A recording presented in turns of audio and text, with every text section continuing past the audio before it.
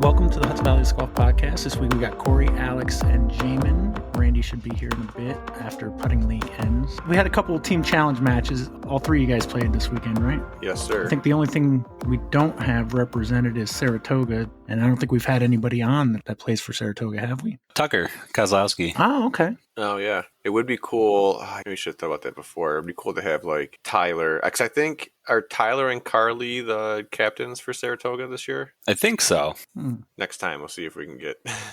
Tyler would be a fun one to have on, regardless. Yeah. There was a time where I was worried about having stuff to talk about, but I think we got enough questions now, and especially if they had a match or something, that's even better. We're 250 episodes in now, Pat. We can fly up the seat of our pants. It's kind of the standard, isn't it?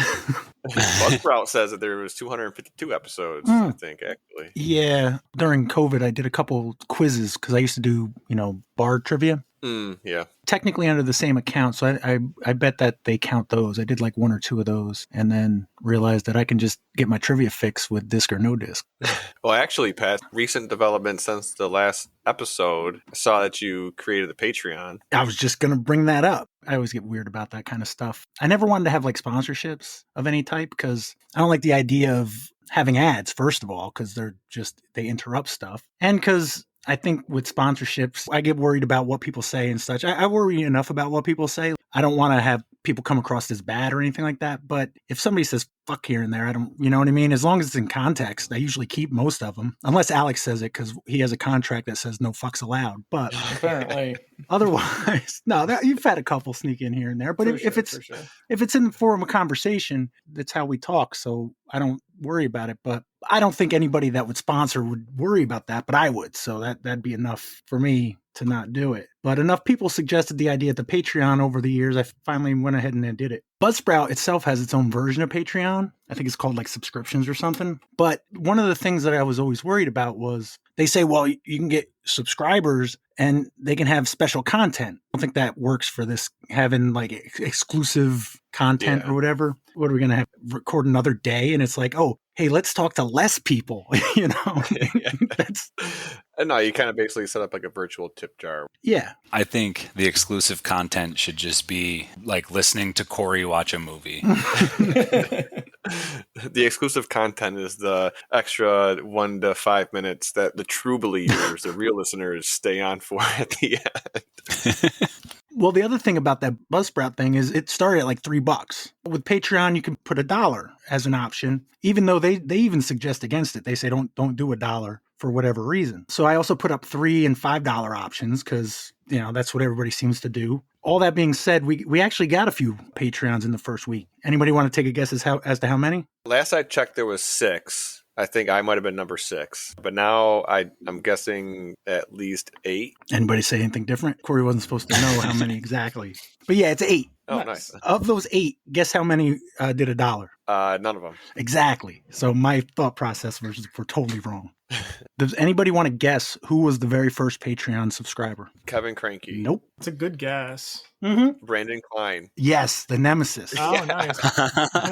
Oh, man. I just thought that was the funniest thing. I don't know if I can call him that anymore. No, because no, you can't. Or you could say that he's the most supportive nemesis you've ever had. That's a good one. Okay.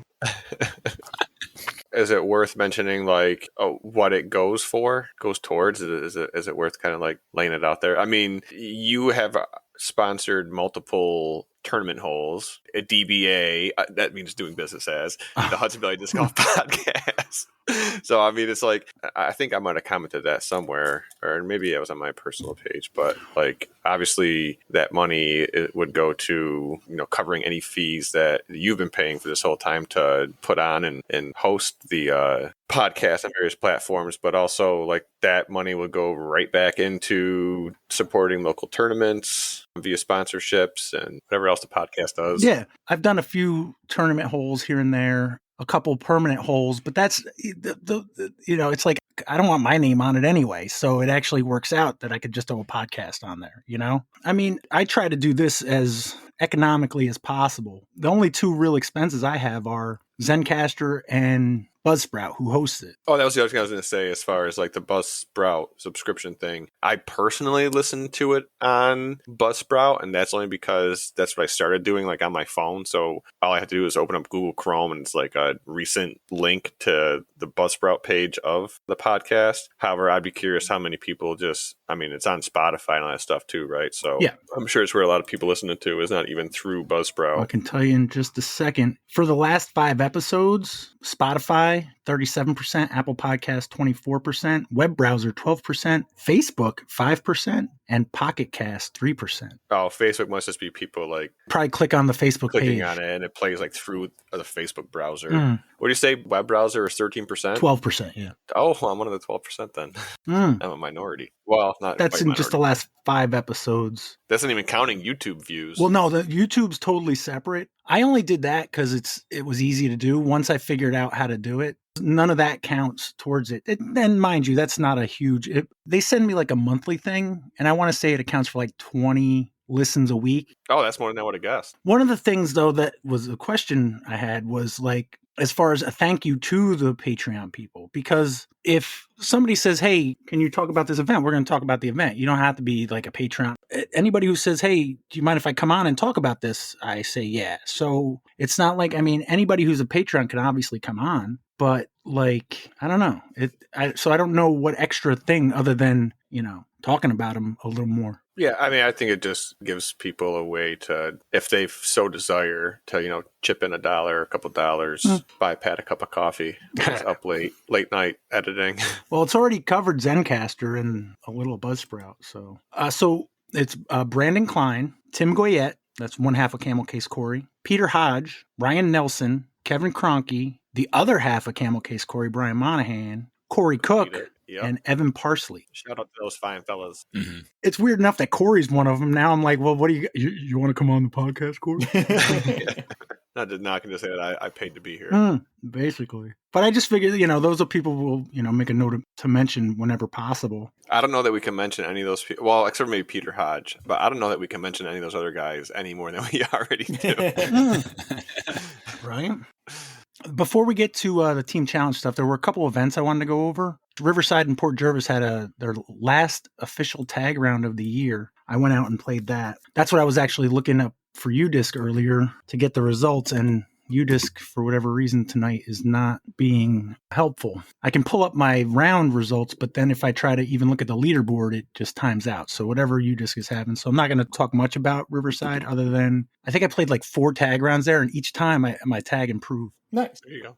Incrementally, not like by leaps and bounds or anything. But I do have a quick story. Okay. And I'm not going to name names because anybody from Riverside course that hears this will know exactly who I'm talking about. Isn't Ivan even Marco? No. I do have an interesting side note on that, which I'll tell after. But so there's a guy they're playing who during the round definitely won. I think maybe we found 2 of his discs out on the course. So I'm leaving. And I told you before, there's an access road you have to go down. I get down to the end of this access road and there's a car sitting there kind of facing back towards me. I pull up to it, because I'm going that way anyway. And I recognize the guy. He was one of the guys who played. I can't remember his name. I don't know if I've ever officially met him. But he kind of waved at me and I stopped and he was showing me, he's like, I was driving behind this guy and his whole bag just fell out of his car.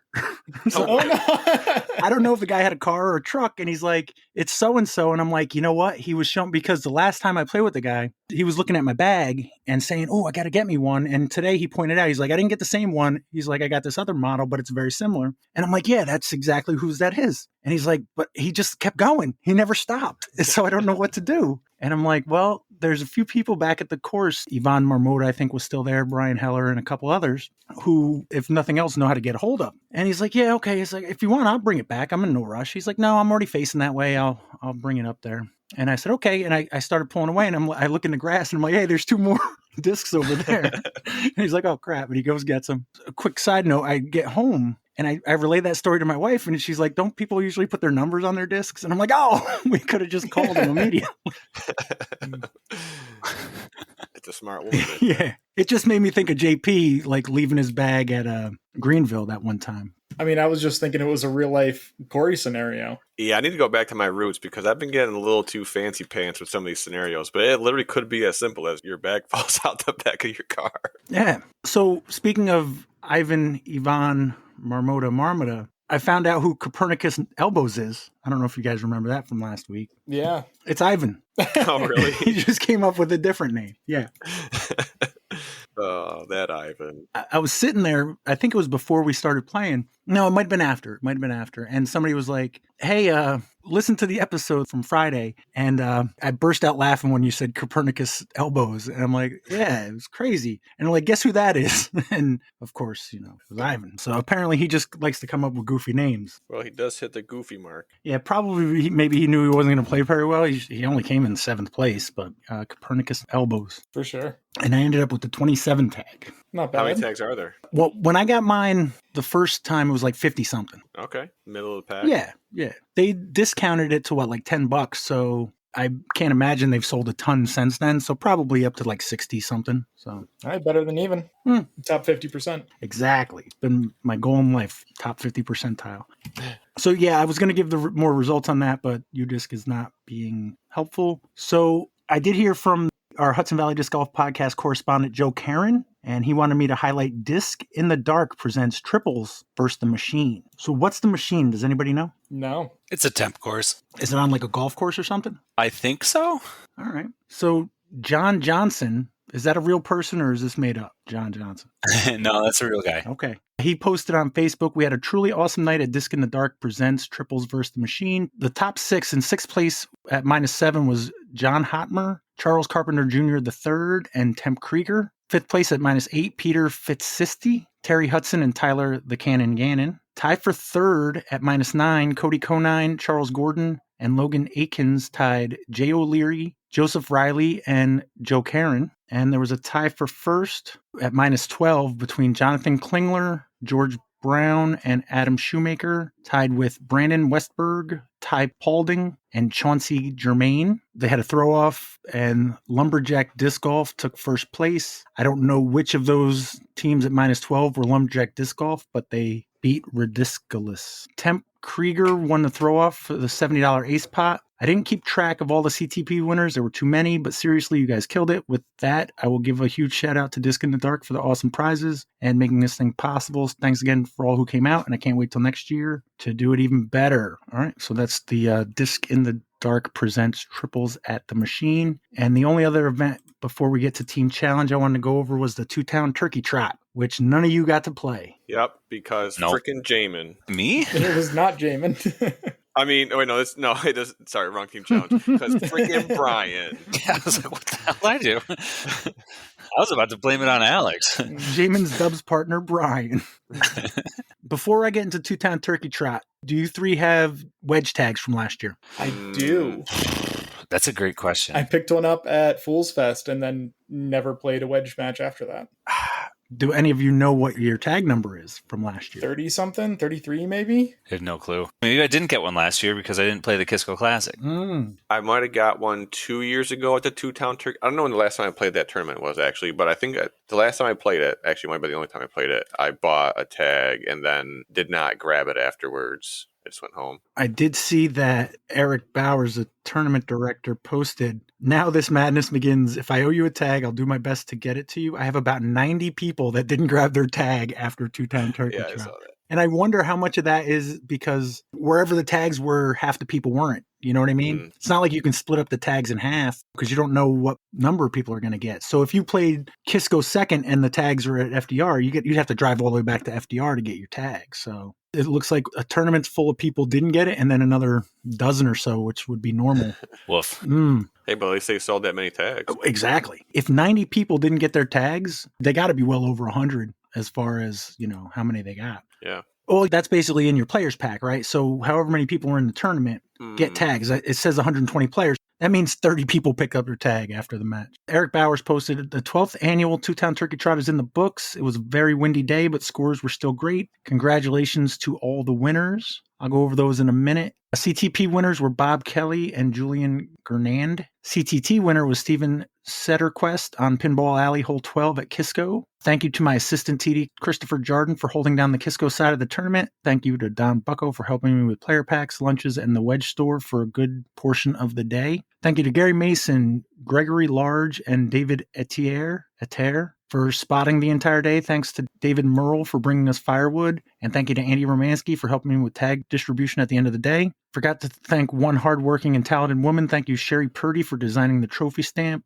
I know it was a pain in the butt designing the stamp for a trophy and versus using it for clothing, but I appreciate you hanging in there with all the back and forth. And then you surprised me with my very own shirt with the tournament stamp on it. I appreciate everything you do. If I missed anyone, I apologize, but I was falling asleep on my couch at 7:30. Very long, successful, and great day all around. Had 120 people out playing today, so thank you to all the players that make us want to hold an event this size every year. Thank you to the whole sponsors that help make the event successful. John Garb, Gary Mason, Patrick Rowan, Dan Trauger, Jack Bradley, Andrew Jolson, David Gross, Jacob Gross, Sonny Lutz, Nathan Munster, Craig Smolin, Ivan Panterer, Yvonne Panterer, one of those two, Taylor Ray, and Andrew Fishkin. Now we patiently wait to see how much we raised through Socket to Hunger for feeding Westchester. Till next year, happy Thanksgiving, everyone. Sign up for December doubles and the upcoming Kisco Classic tournaments. All three of you have played a turkey trot or no? Corey, you said you did? Yeah, I played in, damn it, I literally just had it up. 2021, I think. Jaimen? Yes.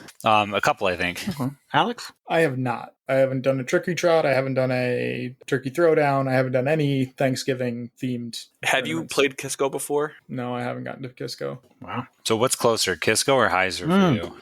I mean, I would assume Heiser. I mean, Heiser's about 45 minutes, and I thought Kisco was down by FDR. Wait, so. This is why you've never gone to Heiser. You have no idea how far away it is. I'm pretty sure it's about 45 minutes. Damn, you got the from Jaimen. Heiser Creek Disc Golf Course is... All right, an hour for it's not that bad.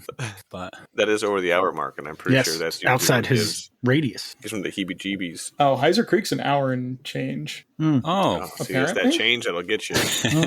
An hour and 8 minutes. Yeah, it's an hour 40 for Kisco. I thought it was a little bit more even than that. I don't know where Kisco is, but it's in Mount Kisco. yeah. Leonard Park, Mount Kisco. Yeah, it's about an hour 40. Yeah, well, a little bit more than that technically for me, or at least according to traffic. At 8 o'clock at night. Yeah.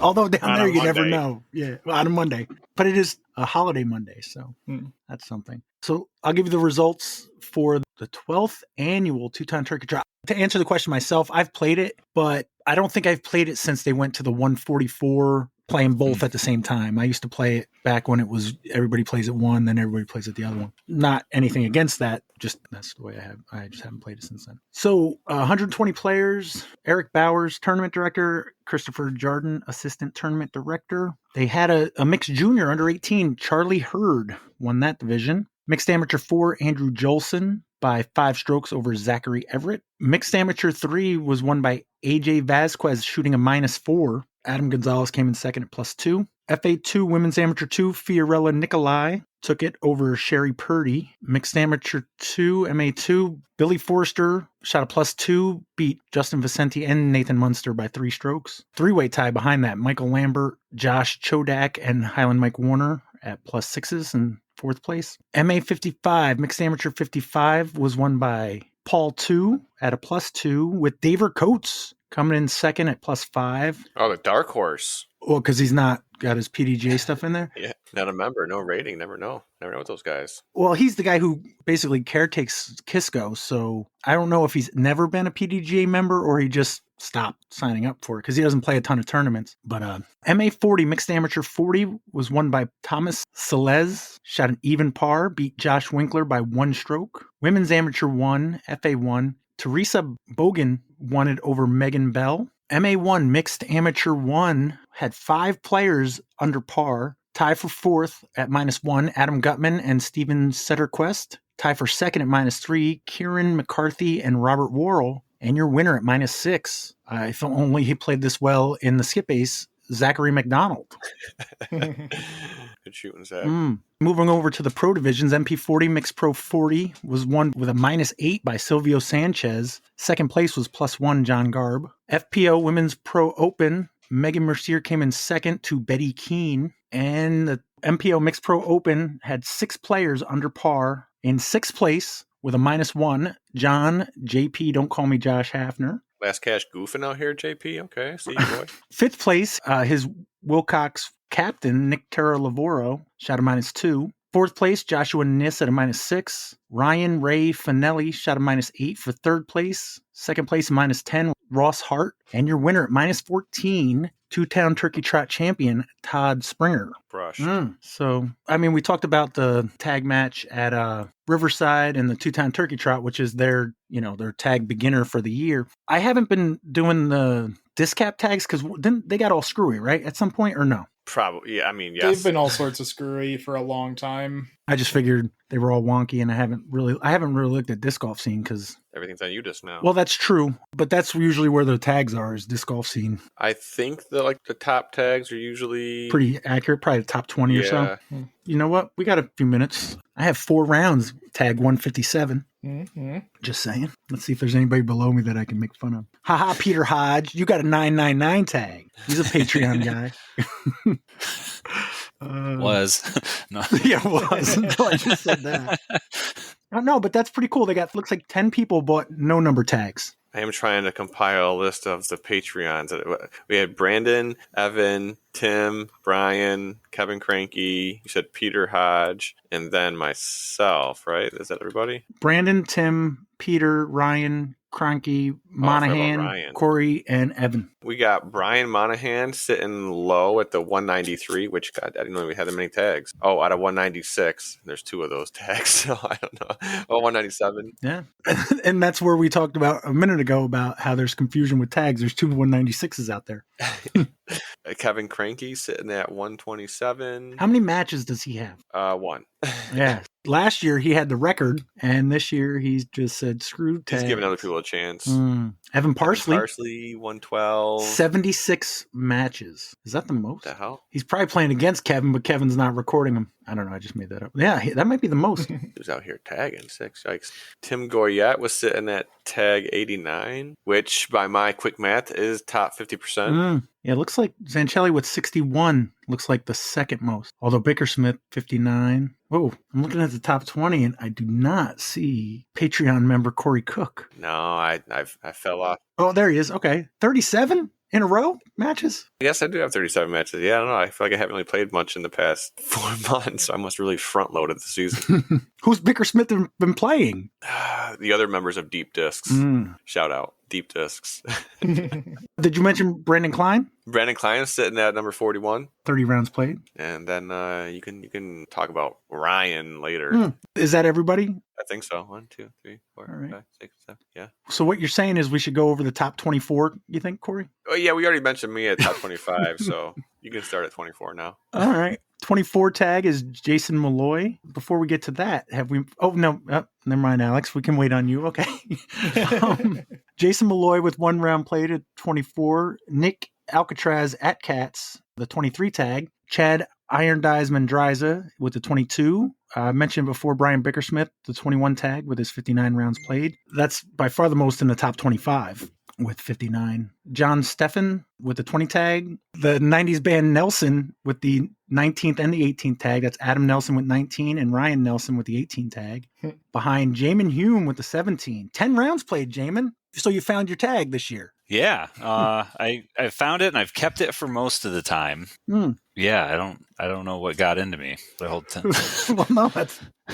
And when we mention rounds played, people don't record them if the tag doesn't change. So, some of these numbers are not going to be accurate. But 16 tag is held by Harry Lehman. The 15 tag, putter extraordinaire Joe Caron with 21 rounds played. 14 tag, Bobby Hallam. Adam Gill with the 13. With 12 rounds played, the 12 tag, Alex Potts. Hey. When's the last time you played a tag round? I could not tell you. Well, you don't remember when you got the 12 tag? It must have been recently. Okay. It must have been a monthly. I just can't remember which one. No worries. Apparently there is no 11 tag, so we moved to the top 10. Frank Sakari has the 10 tag. Last year's tag winner, Tim Giardini with the 9. Ryan Clare, the 8. Randy Bemis will be on in just a couple minutes with the 7 tag. Mike Thomas with the 6. 2023 Co-Hudson Valley Disc Golf Podcast Player of the Year, Tucker Kozlowski with the 5 tag. And just to make it difficult for me, 2023 Co-Hudson Valley Disc Golf Podcast Player of the Year, Kyle Hirsch with the 4 tag. Dave Hudson with the 3. Jason Lasasso with the 2 tag and the most rounds played, at least recorded in the top 10 with 14.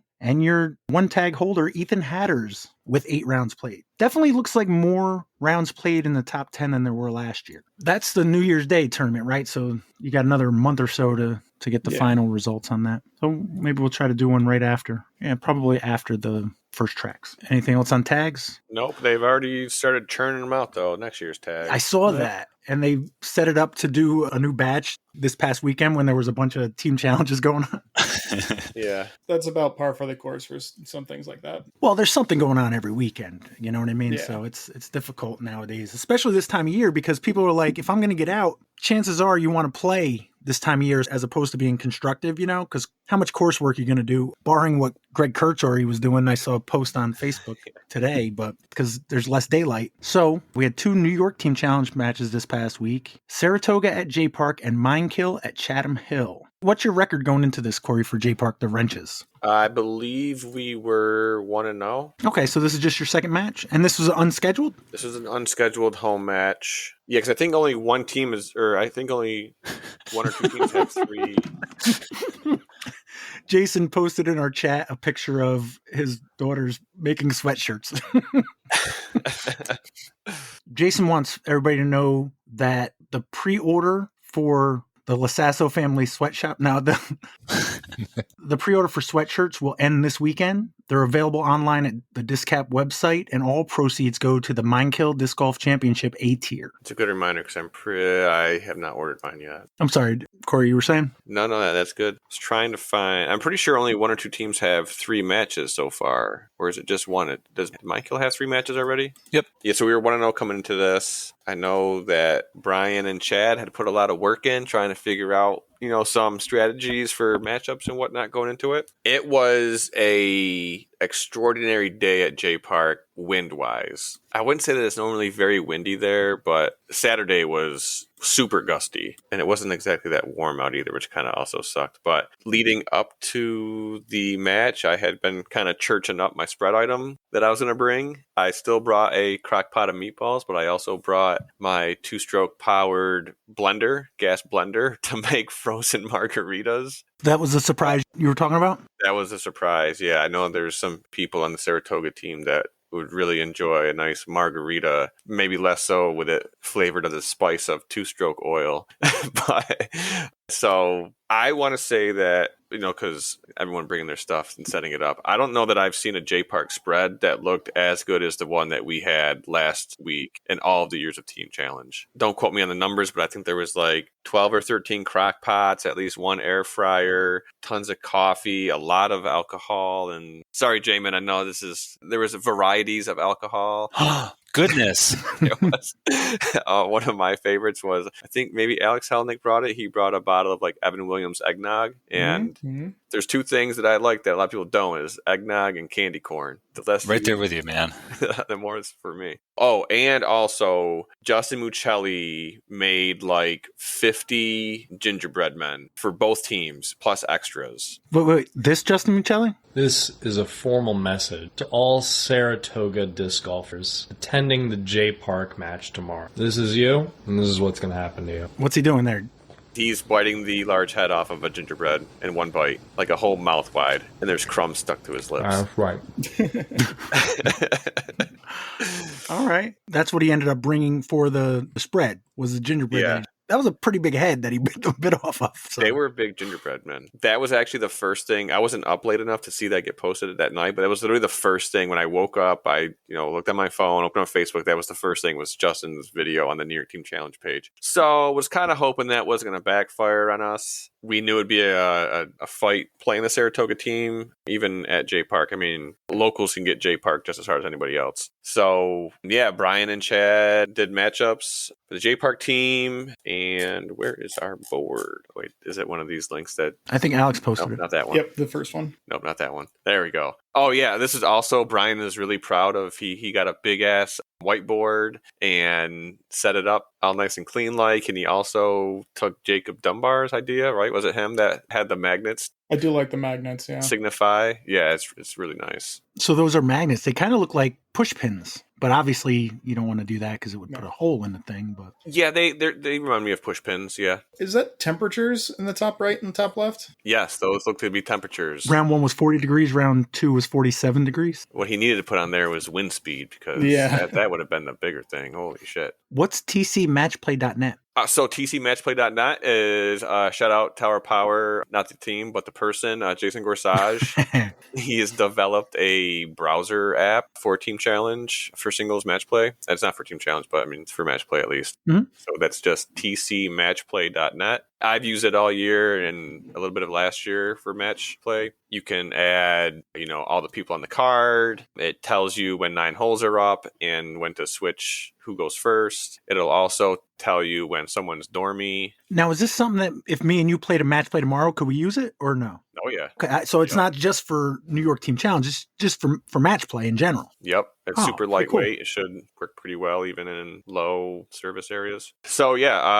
matchups went out. I was playing on a card with Justin Muccelli, and I was facing off against a guy named Matt Kay, who, as we were getting started, said that he had never even played the course before. So at first I'm thinking that, all right, I got this in the bag. I don't got to worry about this guy. And we get to hole 24. Oh, by the way, Justin Muccelli is playing Tucker Kozlowski. So we get to hole 24, which is Dick and Shirley's Tree Love, the hole with the bell on it. Mm-hmm. And I think I went first. This guy who says he's never played the course before on one of the most technical holes on the course pipes the fairway. So now all of a sudden I'm thinking that I'm kind of quaking in my boots. And we get down there, I see he's got a 50-footer. So I go right back to being calm, cool, and collected. But then he drains the 55-footer or 50-footer on the first hole of the match on one of the tougher holes. We were playing the J North layout. So there's plenty of tough holes ahead of us. But what I thought was going to be kind of like an easy match, it turned into anything but that. And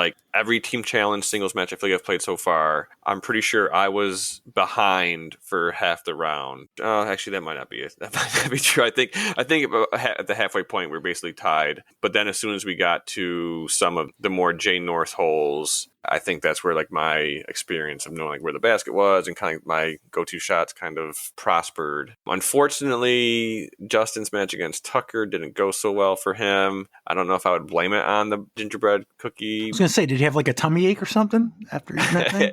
Tucker was putting the hurt on Justin. I don't know, Tucker was just getting birdies, and getting birdies at JParks, you're going to get points. So, and on North, that's pretty impressive, right? Because North's one of the tougher layouts. Yeah, I mean, you can get yourself into some trouble. I mean, luckily it's match play, so the worst it can be is 1 point. On some of those J North holes, you can take 6s pretty easily.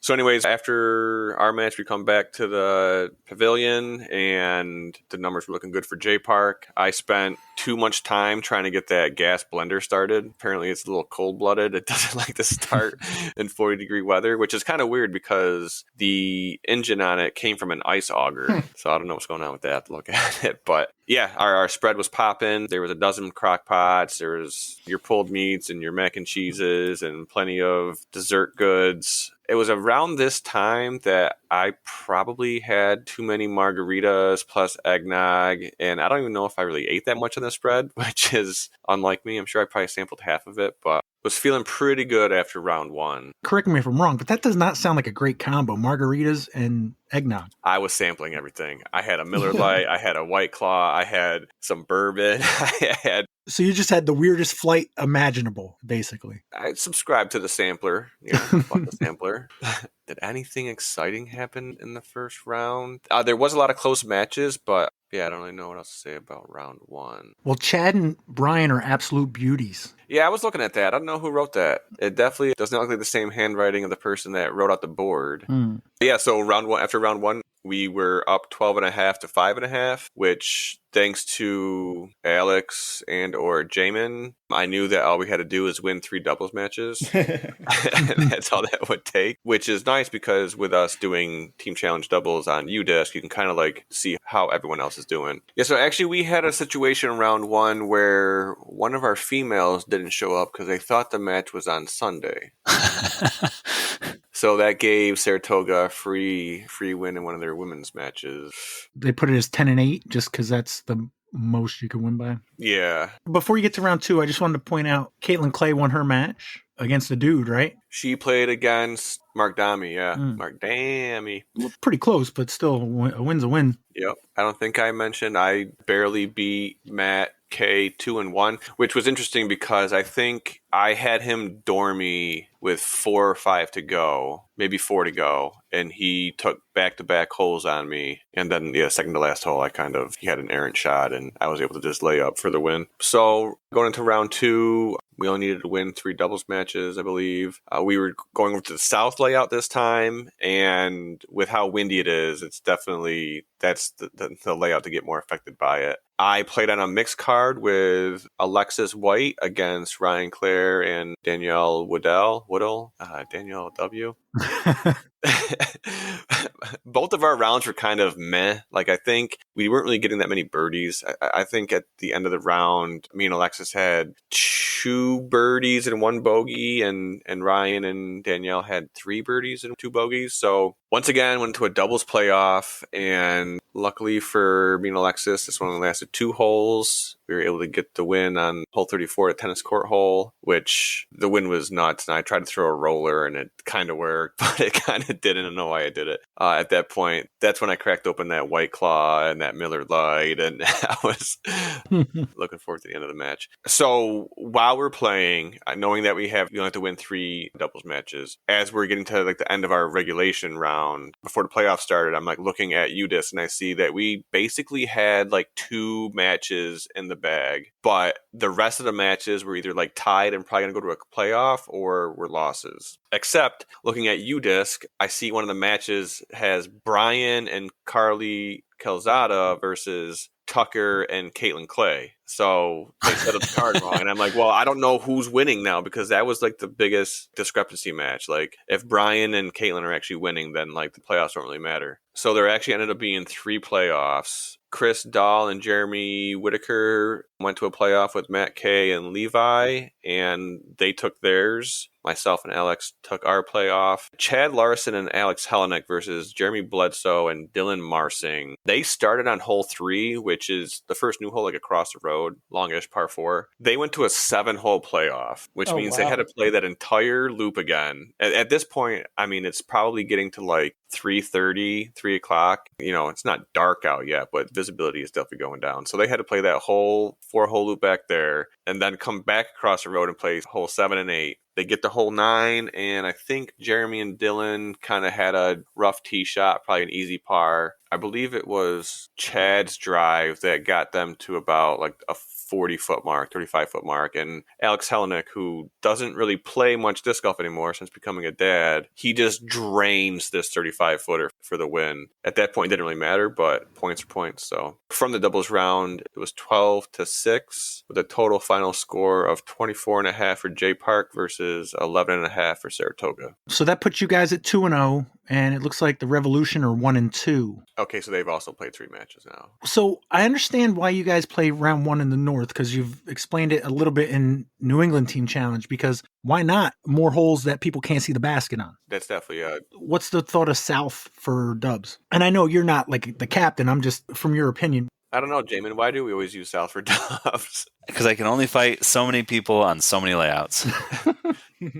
I don't know. The south side, you stay closer to the pavilion. North, you kind of have to walk out to. You could say that we maybe would play west for doubles if we didn't play south, but I would say south is the best layout at JPark. And we typically just play the more wooded layout, whether that's east or north for singles. So by process of elimination, it kind of just, if for no other reason, just points to south. My actual thought on the matter is we use east. The wooded sides are a lot flukier than the open sides. So in my opinion, the south side, if you have 2 experienced players on it, you have a much better opportunity of birdieing those holes than if you have 2 people who are just playing it for the first time.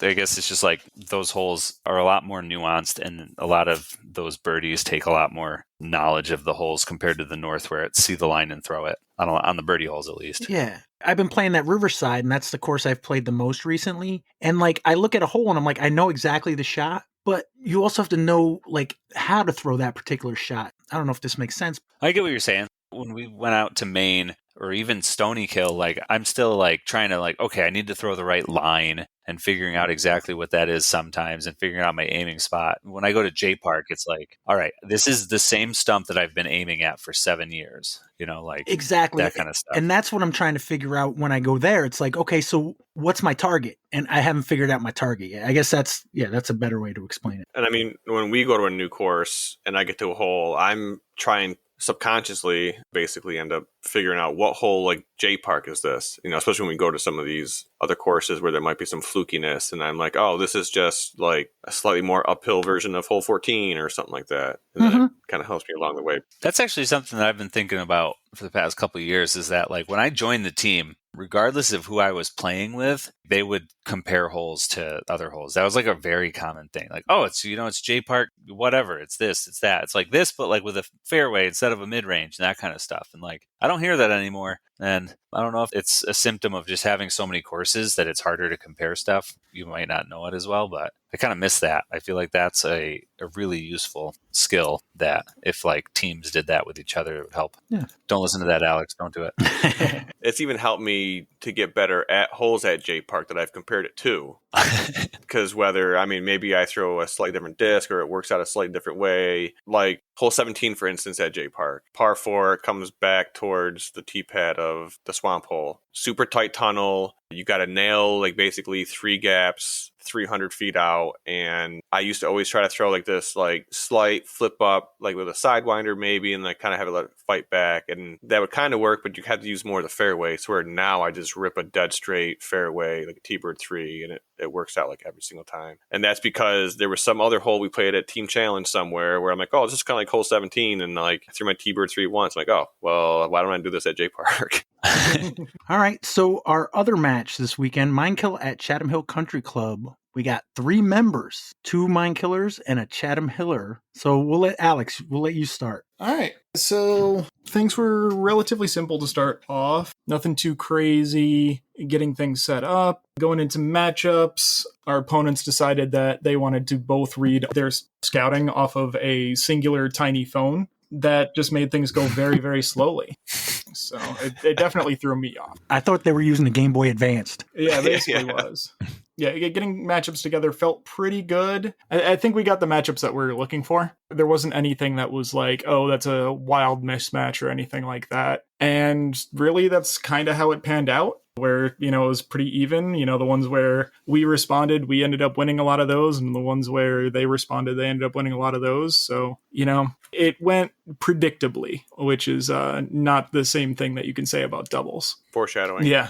Randy, you got anything to add to that? Yeah, the phone was awful. I'm never going to do that again. Because me and Jess are trying to be like casual about it and be like, what about that person? And we'd like tap the screen and it was, Google Sheets. Shift. And things would move and Jess is like, oh, sorry. And then she touched it again. And it was like, so that wasn't fun. It definitely made it harder to like make decisions. But yeah, the predictable thing, which I kind of predicted a week ago, like knowing the rosters really well, probably more than any other matchup I'll have this season. Maybe besides JPark, we'll see. We will, won't we? Yeah. Halfway through matchups, I pretty much knew exactly how the rest of it was going to go, which didn't feel great. Pretty much every time I threw someone out, I knew who they were going to get thrown back at them. Well, you said last week that you were happy about that. Yeah, I mean, I'm not super experienced doing matchups, so it was nice knowing all the players and their skill level, but then it was like weird and unsettling that I would just knew who they were going to throw back every time I threw someone out,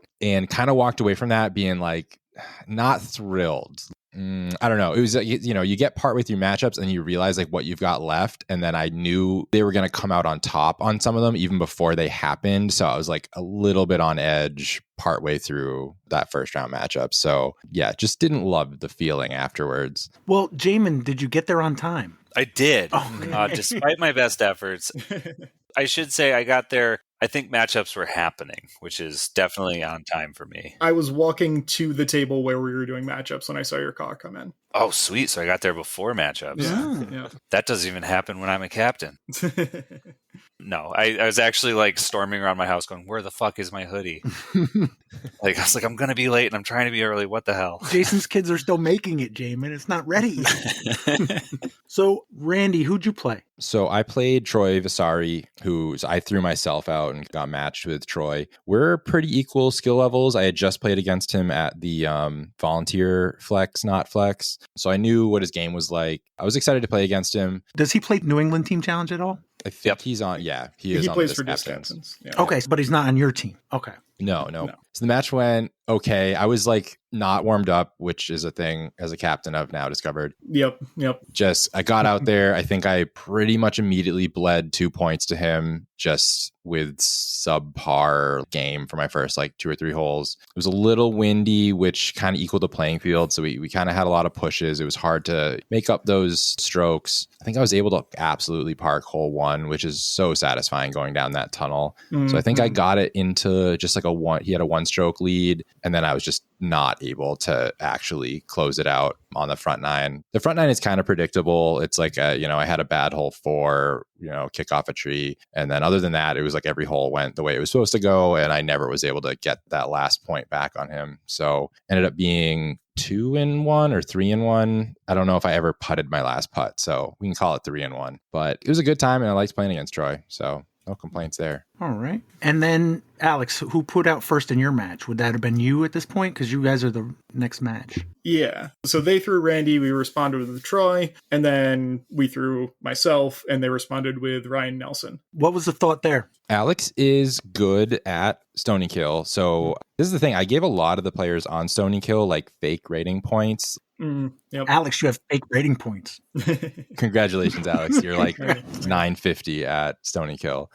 So we had to answer some of the, I don't know what to call them, like 910 to 930 rated guys. We had to answer a lot of them with our 950 rated guys just because they play Stony Kill constantly. It's very different than I think other teams where some of those guys just, they live nearby or whatever, and they play it all the time. They play doubles every week. Like, they play that course really well. So either we had to throw someone low against Alex and lose it or throw one of our higher rated guys. And I also thought it would just be fun to put Ryan up against Alex. So that's how that goes. It was a good card. Corey, what are your 2 questions with Ryan? Wasn't it like you wanted to play on a card with him and you wanted to beat him? Hell yeah. Was that your thought too, Alex? Have you ever played with Ryan before? I've played with Ryan before. I want to say the last first tracks, we ended up on the same card. So yeah, knew it was a nice guy, fun to play with. Obviously, he was on the podcast before, so I also knew him from that. So it was a nice card with all that sort of chemistry going on. But I also knew he was very good, and it was going to be an uphill battle if I was going to beat him. Ryan had his wisdom teeth out like earlier that week, and I think it made him play better.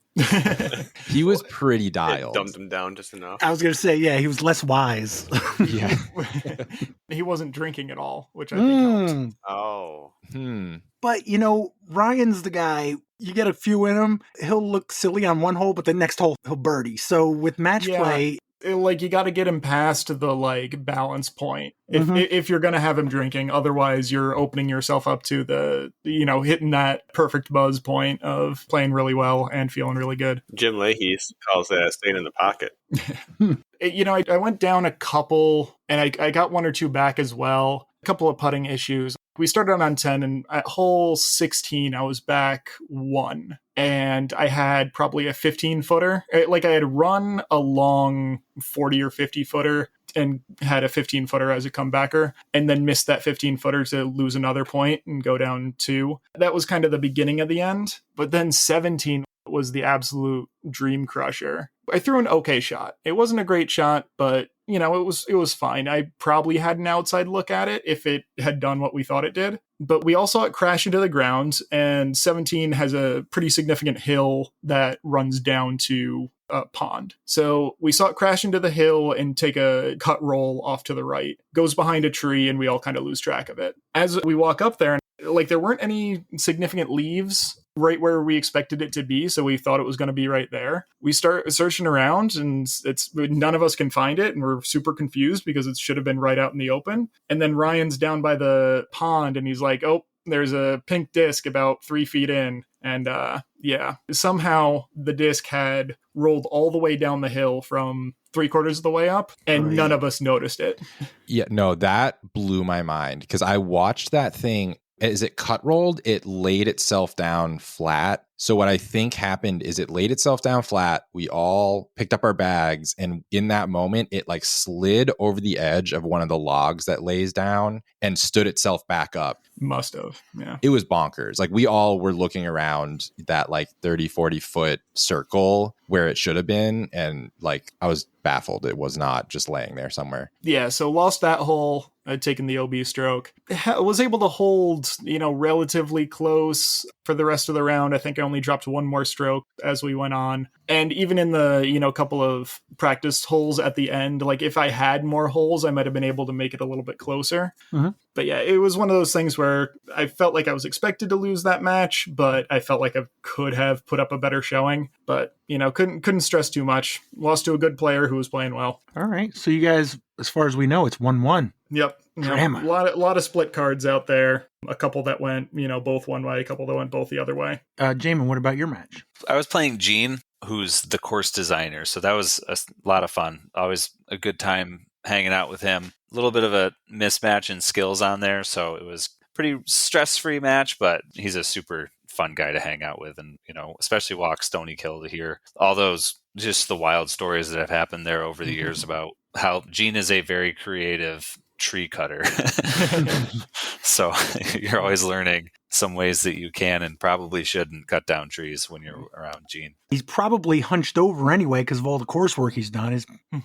He's got to be, yeah. He didn't play the second round. I don't remember why, but he was swapping out with somebody for the second round, and so expected him to like get in his car and leave, and then on the second round he's like spotting on hole 2 for the entire round, still just like trying to figure out what to do on that hole. I was like, whoa, okay. Yeah. Well, speaking of hole 2, Jaimen, was that your first time playing it? Yep. What do you think? I didn't take the fairway ever. I don't know if I was just like a little cheeky that day, but there's like this little tiny like window way over to the right that I felt like that was a clearer line once you get past this one tree. So I was throwing that the whole time. It feels like, trying to think, actually the hole that reminds me of hole 2 at Stony Kill the most now is one of the holes up in the woods at Campville out in Binghamton.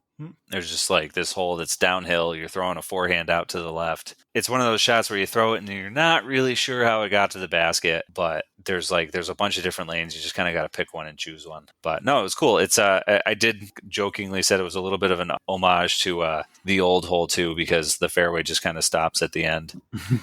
But that's just me not knowing how to throw a forehand well.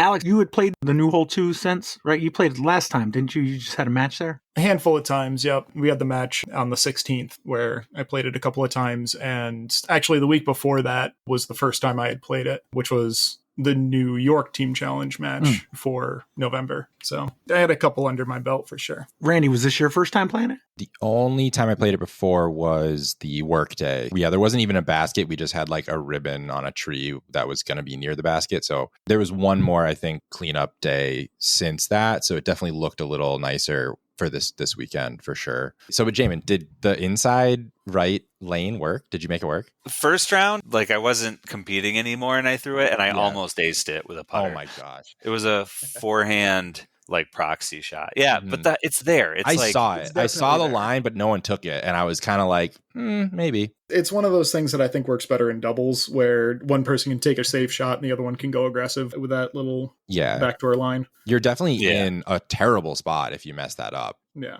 Yeah. But yeah, it's kind of, I don't know. That hole's like, what, 175 feet? Yeah. So I watched people basically park it, and it's dumb because it's 180 feet. It's a Firebird forehand. It's not like a zone because you want it to go out like 140, like straight, and then just move right for 50, 60 feet in a straight line. It's not like a curved flight path. It's got to just go out, and then die. But my partner was able to park it in the second round with a Firebird, and I messed it up twice in a row with a zone. So it's an interesting hole. And no Jason? No Jason. Nope. I think he was home watching the kids. Making sweatshirts. Yeah, exactly. Yep. Any other excitement in the first round? So I got back and there were 2 cards out, and at that point we were down 4, and like looking at the cards that were out, I had in my head, best case, I thought we were going to be down 2 at lunch. And then those cards came back and they were all wins for Mind Kill. So we ended up tied 8-8, which I was very happy. I was very nervous with all those coming back. Like anything could have happened with those. So very satisfying. That seems like a result that both teams would be happy with, right? Ish. Chatham, you're at home, but you're still probably overall the underdog. You got the push. Mind Kill, you're on the road and you got the push, so I mean, yeah, you're right, Alex, ish, but I'm trying to be positive here.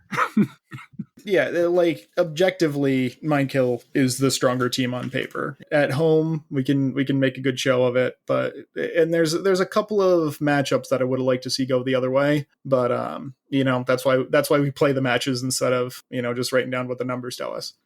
Absolutely. Okay, so what about the spread, Randy? What did you think? I like the spread. It's very reminiscent of the Stony Killers spread because a bunch of the people are the same. But love Joe Skolka cooking up brats. Like pretty much 2 order, which is great. Mac and cheese. Was that you, Alex? That's our mac and cheese. Yeah. Yep. So the same mac and cheese I have every time. So I was very happy eating the same food I would eat at our other home match. And there were some fun beers. We had those Genesee, what Ruby are they? Red Kolsch's? Yeah, the Ruby Red. And the peach ones. Oh, even better. Yeah. And no David Koch. David Koch.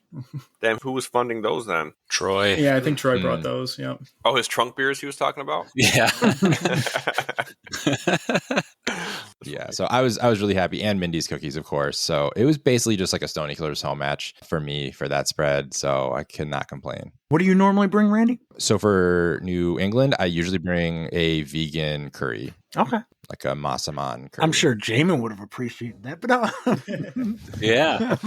Jaimen, what were your thoughts about the spread? It was good. Not a ton of vegetarian options. I don't know. At this point, I don't really like looking crock pots. I don't know. Like, it's really easy to throw meat into a crock pot dish without really noticing it, whether it's like chicken stock or something like that. So I tend to be a little cautious around there. But no, what I did have, everything was really good. And I did get a Kolsch. So that's one thing that everyone can do. Super easy to step up your spread is label everything, put ingredients on there, label if it's vegetarian or vegan or anything like that. That's super easy. Bring a stack of Post-its and it's better for everybody. We did not do that this week, but it's definitely something I'm going to do in the future. Did we want to talk about the weather at all, Randy? No. Okay. Well, we know it was cold because the Game Boy Advance wasn't working right. Was it windy like Corey was talking about? The morning wasn't too bad. It was a little bit rainy. There were a couple of times when we busted out the umbrella or the rain fly or whatever. But the wind wasn't crazy. It was there, but it wasn't crazy in the morning. I believe that more if you had the temperature on your whiput like some other teams do. And the wind chill and the wind Mark that speed down on how to improve your situation too. Put the temperature, the barometer on there. The wind going into the afternoon was bonkers. And if you all remember how all those trees fell down like a year ago. Oh gosh. Walking from hole 10 to hole 1, seeing all the trees swaying on hole 1, I almost didn't keep playing. Like, I talked to the card of like, what if we go play more of the back 9 first and then come back? Because like it looked really sketchy. While someone was throwing, like the other 3 people were just looking up, trying to figure out which tree was going to fall on us. I don't think any trees fell down that day. I don't know if you saw any, Alex. I don't think it was an entire tree, but I did see a branch come down. Yeah, it was kind of sketchy. It was like half a tree. It was a significant amount of a tree. Yeah. One thing to note for those of you who haven't been to Stony Kill lately, the town sliced off a bit of the massive parcel that houses the town hall. Oh my God. And the Stony Kill course, and has given it to the state troopers, on which they are building a new barracks. Hole 1 is mostly unaffected, but there are a whole bunch of trees that have never been exposed to wind before that are now exposed to wind. And that's, not the greatest if you're looking for long-term tree stability, but hopefully they can weather this storm and, build up some better roots and not all come down in the near future. Quick side note. When we came back from Maine, Justin Muccelli rode back with us because he had stashed his car at Stony Kill. And, dude, I thought I was lost for a second. Like, coming up Sonic over there, and I'm like, what the hell happened over here? Like, I'm just so used to, seeing that wooded area before turning left in the parking lot. It was just blown wide open. Yeah. Fun fact for those civil engineers out there, they didn't get any permits for that. They are the state, and they were requested to get a building permit, and they are the state, so they said no. And I wish that we could do that. If only Jason were here. Yeah, the fun fact for when he's listening back to this. Right. So going into round 2, so you got 8 matches for round 2. So basically it's whoever wins 5, right? Yep. You're just looking for, at this point, the majority. What was your thought going into that, Alex? We still really haven't found our stride in doubles. We've got a bit of turnover when it comes to rosters. So we've got some different names that are matching up with different people. A couple of people who have been pretty consistent with doubles, but a good chunk of people who, one week we had Greg Kurtz and Andrew Dorrell on a team, and each of them could probably shoot, 5 or 6 down just playing singles, and they shot 6 down as a pairing. So, doubles is just so unpredictable. Anything can really happen. Even the strongest team that you put out there could, not shoot as well as they should. We're just trying to figure out what our synergies are, what our best pairings are, and trying to figure out everything there. There was some discussion on whether we wanted to try to get 3 mixed cards as opposed to a ladies card and a mixed card. But we knew that Randy would be able to throw out whatever he wanted to counteract that. So we didn't stress about it too much and figured we'd just let him do what he wanted to do. So as the visitors, they get to put the first match out? They get choice in the afternoon. Okay. So they can either choose to put the first one out or choose to respond. And what did they do? I was fully aware that if I was Alex, I would have tried to do mixed, 3 mixed cards. So that's why I chose to go first and put out our double ladies card. I thought that was the best way to Jess and Kat? Jess and Kat, yep. I knew we had a slight ladies advantage, so I wanted to just put out strong ladies and try to lock in the 2 points there, and then had to plan what Alex's next move would be with mixed. I don't know what your thoughts were on that, Alex. Yeah, that was a last minute change. I've forgotten who exactly we had initially planned on pairing with Carly, but we decided to go with Greg as, not exactly an unpredictable, wild card sort of situation, but someone who we knew could do well in doubles. Give him whatever partner you wanted, he could still really do well. So we were thinking that would be probably the best setup for a mixed card. And yeah, it's just... Yeah, it's a bit tough looking at the results with what ended up happening, but it's just how it goes sometimes.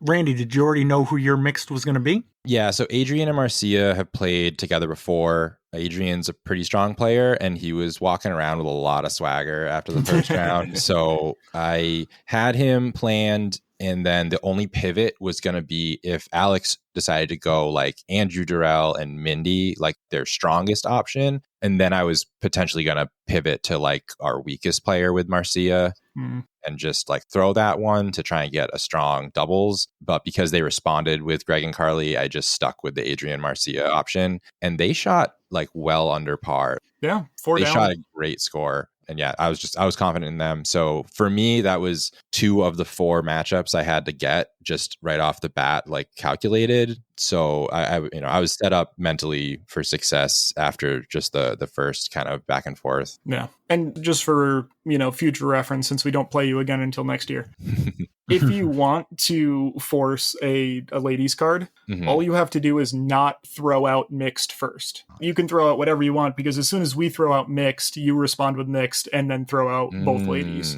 Devious. Yeah. No. So the only situation where we can force 3 mixed is if you throw out mixed, we can respond with mixed and then throw another mixed to force that. Gotcha. All right. I'm learning still. Yeah. I really am, though. Like, this was my most stressful matchup, even though it shouldn't have been. But I don't know. It just ended up that way. Yeah. So, Randy, who did you play with and who did you play against? So I played with my best friend, like childhood best friend, Mike LaRue. He's like a recent dad, has not been playing a ton, but he played Ultimate with me for years. Like, he can throw a disc real good. So I was confident playing with him just because he's the only guy I really play casual rounds with, except for Chris Santo. Sorry, Chris Santo. And we played against Peter Lundstedt and Ryan Jeske. I played against Peter Lundstedt last year in singles, and he beat me. And he's just one of those players who, when he's on, he's very hard to beat, extremely confident putter. He used to play, I think he's played Worlds and stuff. Like he used to play a lot and at a high level as well. So even though his rating on paper is like 930, I think he can just play like a 970 round, like whenever he kind of wants. So for that round, we started, where did we start? Oh, we started as far away as possible. We started like over on hole 15. And kind of once again,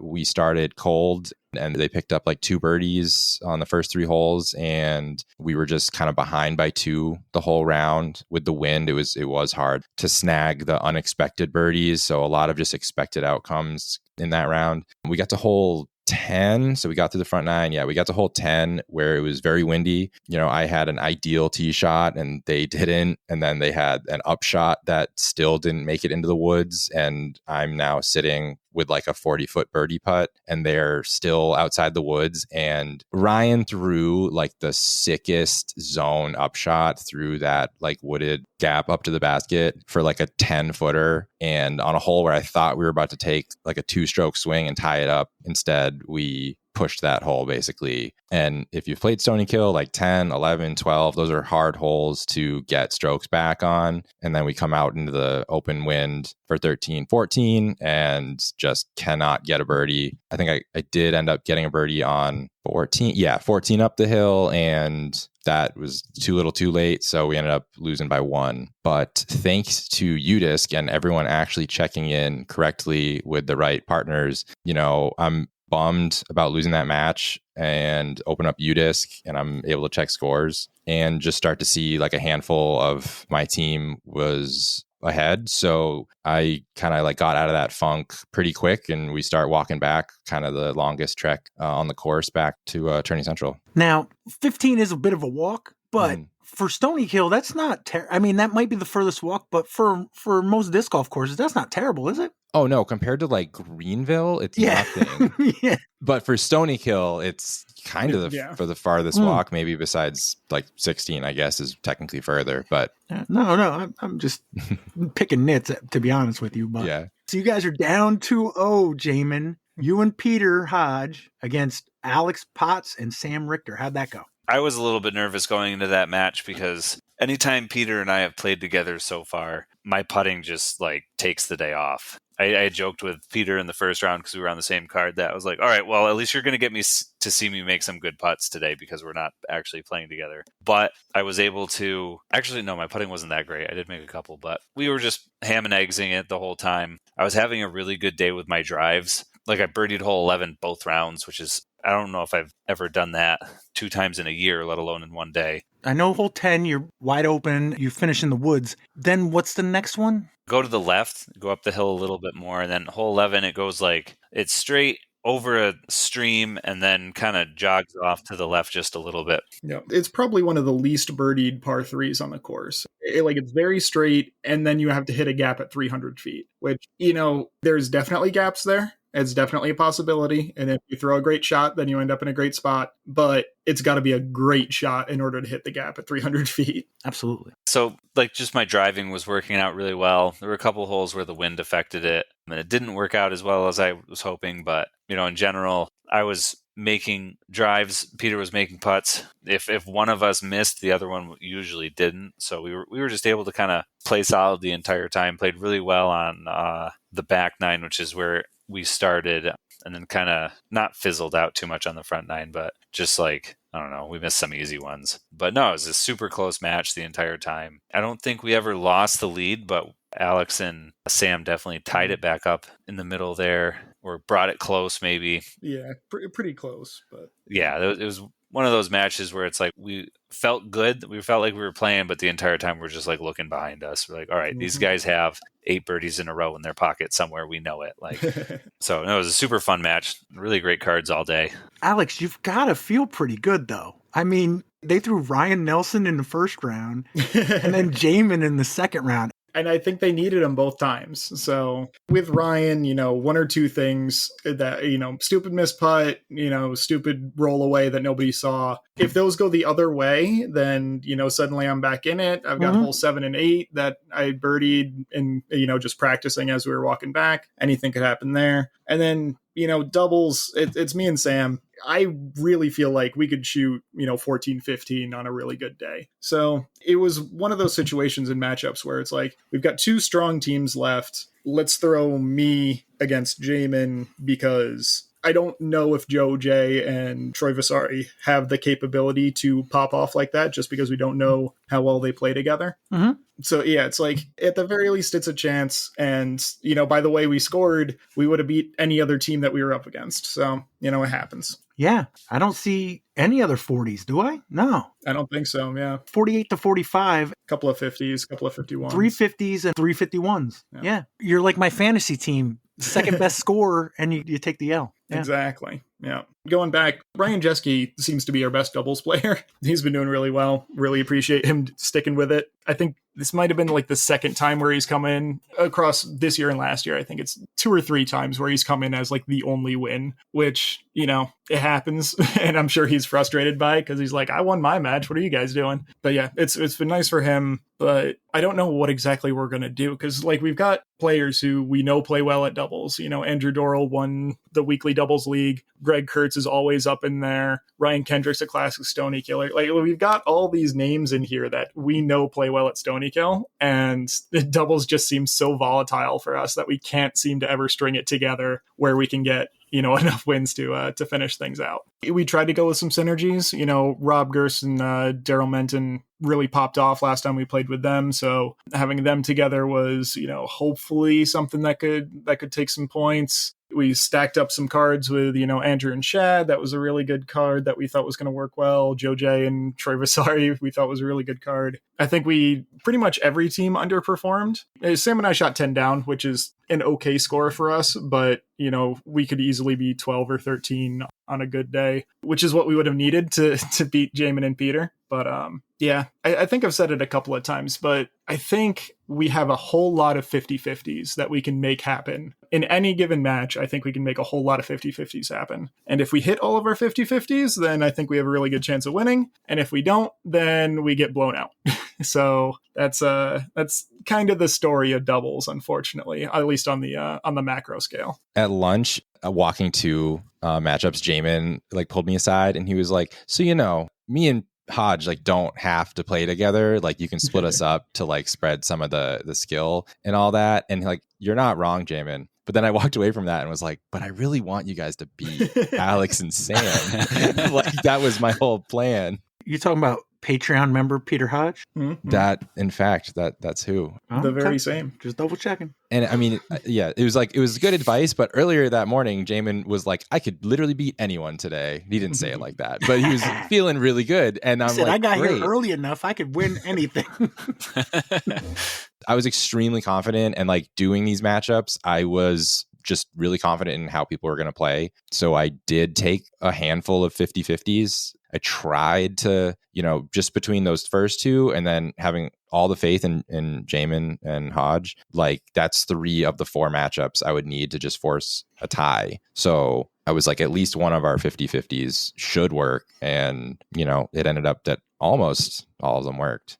So you guys only won the one match. So it ended up 14-2, but I see you guys won a 50-51. You lost a 50-51. There's a 51-53. There's a 58-56, a 53-50, and then you're 48-45. So I mean, it's not not out of reach. It's those 50-50s. Yeah, 14-2 is a lot different than what could have been. Yeah, it happens. And, on paper, they're the better team. We are at home, so we've got that advantage. And, it's volatile. Anything can happen. But you can't feel bad about losing to, a playoffs-making team last year. No. Finals-making team last year? It's something like that. They did really well last year. Yeah. Yeah, we get second place a lot. Second place. Yeah. Last year was third because of the weird rules. Third. Yeah. But still, top 4. Same concept. Mm-hmm. So that puts the Mindkill Whips up to 2-1, Chatham Hill Country Club 0-3, 0-3. This, going into this, we had lost 2 matches by a grand total of 3.5 points. So this makes the point differential look a little bit more reasonable for an 0-3 team. Did we say it was 14-2, final score 22-10? No. So right now, as the records stand, we got the Roses, the Wrenches, and the Widowmakers at 2-0. The Mindkill Whips at 2-1. The Tower of Power and the Beasts of Burbine at 1-1. The Saratoga Revolution 1-2, and Chatham Hill in the North at 0-3. Are there any other sporadic matches until the 14th of December is the next official? Yeah. I don't know if any have been scheduled, but the way things work out is they just kind of pop up, at least in my experience. It is posted. The neutral is going to be the 14th. So instead of 3 matches, there'll be 4 on the 14th. Exactly, yep. What's the neutral? Roses versus Tower Power at SBW. And we got the Wrenches and the North at Albatross, Chatham Hill Country Club at Saratoga, and Wilcox at Burbine, also in December, the 14th. All right. Anything else on that? Feeling like we could have done better in those 3, but a lot of new players on the roster, a lot of issues to work out, and hopefully we'll have things resolved. Theoretically, still have the chance to go 500 on the year, which would be nice. Oh, because it's only 6 matches this year, right? Yep. But we've got 2 potential good matchups where we've beat Tower of Power before. We've got the North, and I believe Saratoga is our other match. All of which are potential wins. Where are those? Let's look at the schedule to see if I can find it. They're all away. You're done with all your home matches. We've done all of our home matches already. So we're going to be away. Yep. So you're this year's Mind Kill. Okay. Did all your matches already? Yeah, basically. Yeah, December is Saratoga. That's the next one. That's going to really determine how things go, because I feel like the North, I'm sure they're strong at home, so we're not going to glaze over it. But first year team, that's always a possibility to take a match there. And SBW we beat last year, so options. And right now, I mean, the Whips are in 4th and they're 2-1, so they're only 1 over 500. So, yeah. I mean, 500 right now is your goal, but it doesn't mean you're not out of the playoffs. It's a possibility. You guys got time for a quiz or no? Yeah, I'm good. Yeah. A 2-rounder? Yeah, definitely. What I'm going to try to do from here on is 2 rounds. If it's close enough or we have time, maybe a third. Sure. So I'll give you all 3 rounds to start. Whatever 2 rounds get picked first will be the ones that we use. If it's close or if we have time, we'll do a third. So tonight, probably just do 2.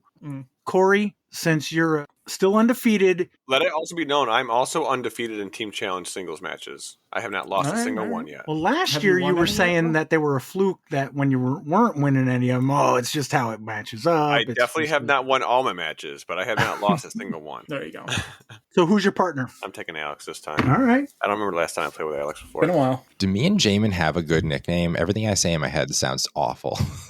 When I was writing them down, I'm trying to think the same thing. I got Corey and Alex, nothing. Jaimen and Randy, nothing. We call him J-Miss. Jaimen Bobandy.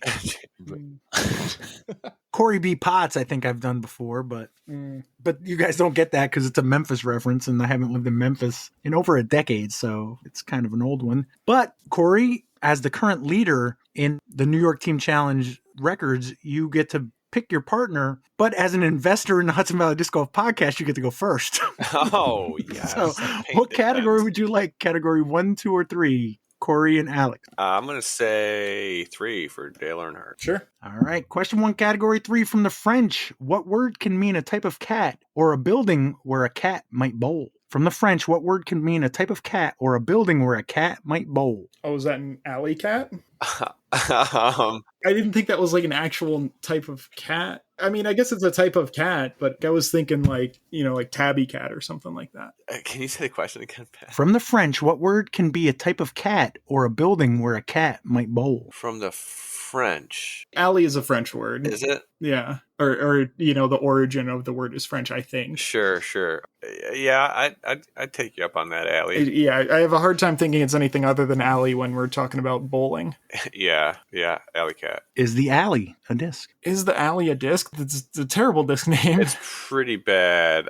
Unless it's by some French company, because the word alley in French actually means something significant. I'd say no. Yeah, I'm happy with going no on this one. You are correct. Jaimen and Randy, what category? 1, 2, or 3? What do you like? 1. Okay. All right. Question 1, category 1. What vowel appears most often in the two-letter postal abbreviations of the 50 states? What vowel appears most often in the two-letter postal abbreviations of the 50 states? Fuck. What category was this? One. I'm thinking A or E. Yeah, O is not that bad either. But yeah, MA, Florida. Is that FA or FL? I guess Alaska, Alabama, Arkansas, making a strong case. Oh, just there. That's more that I was thinking of. Okay. I don't think I can think through all of this. You want to just go A? I'm thinking Like California is CA. CA, yeah. I feel like that's too easy though. But oh no, it's the first question. Yeah, it's probably just A. Let's just go A. All right. Is the A a disc? On its own? It could be a model, a something, but A, yeah. I think we go yes. Yeah, if it can be A something, then there's like A2, A3, A4, A5.